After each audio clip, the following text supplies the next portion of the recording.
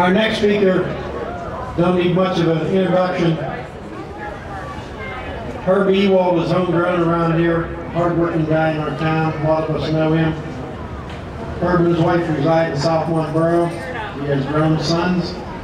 He's a councilman. He's a concerned citizen. And he says he's had it up to his eyeballs with big government. Please join me in welcoming Herb Ewald.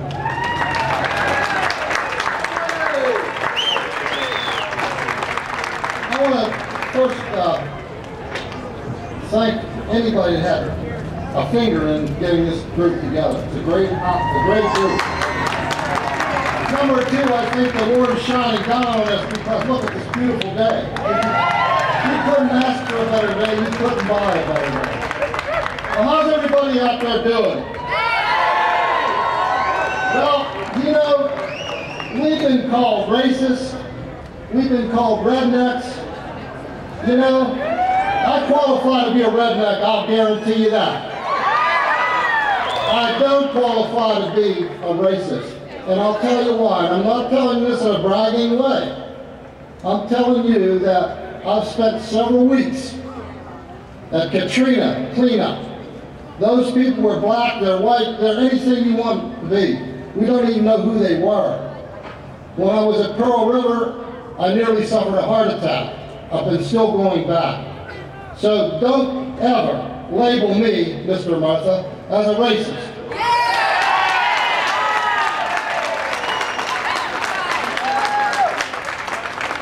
Having said that, I think we got, and I'm no public speaker, I guess you can tell that, but I'm going to be reading from my paper that I put down.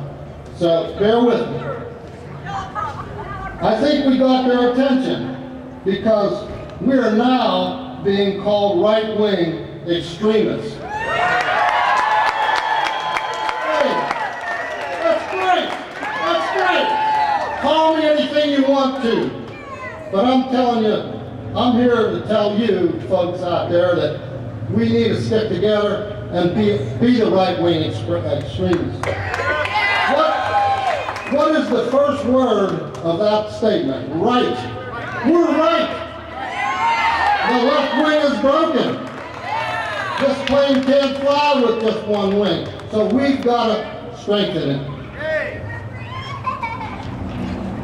Okay. Page 2.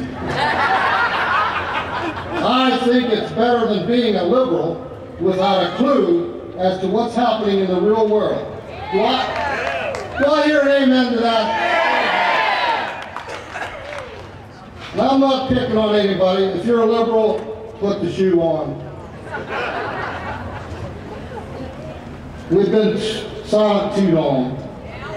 Now, I want to welcome everyone here today. It's great to see all of you. And let me introduce myself. My name is Herb Ewald.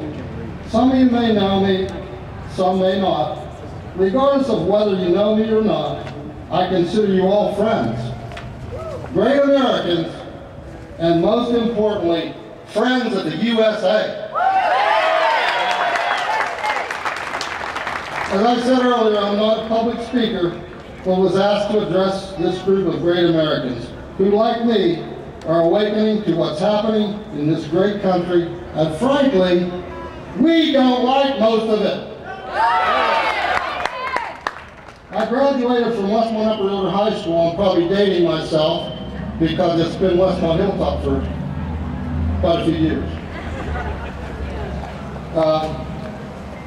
I did not go to college, but attended the school of hard knocks for 68 years, where I received a well-rounded education in life. Let me introduce my first two professors in my formidable years. These two equipped me to take care of myself, not rely on government.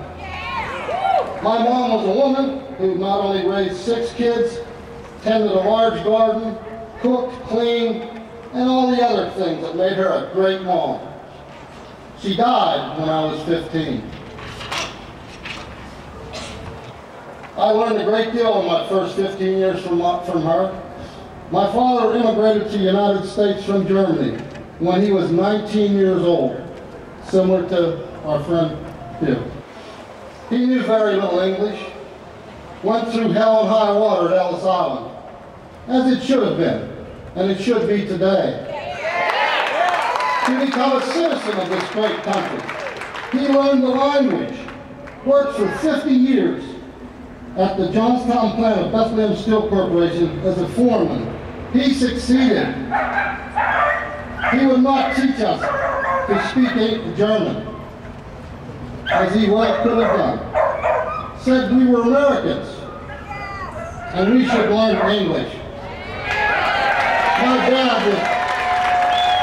My dad was not a German American. My dad was an American. I learned so much from my parents, like morality, integrity, honesty, dependability, pride in my work, and something called good old common sense.